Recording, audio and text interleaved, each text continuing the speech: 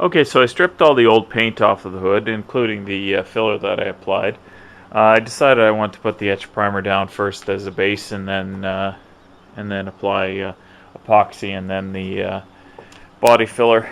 That'll be a little more consistent with what I'm doing on the rest of it.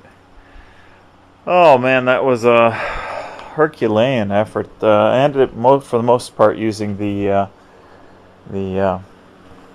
paint removal discs. That seemed to be about the fastest way of doing it, but even so, killer on the back.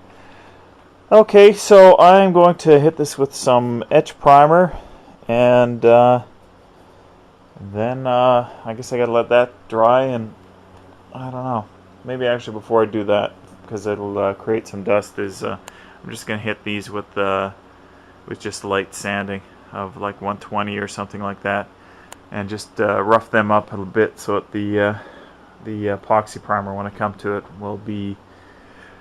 will stick better. That way I won't be spreading dust on this while it's drying.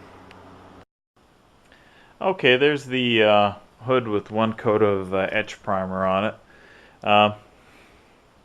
Marker apparently shows through quite nicely. I put a couple of marker marks on it to show a couple of little dents. I'm not going to do two.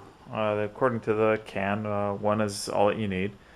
It almost looks like a turquoise hood. I'm not sure how well this is coming through on the camera. On the viewfinder it looks kind of gray, but it's quite a green.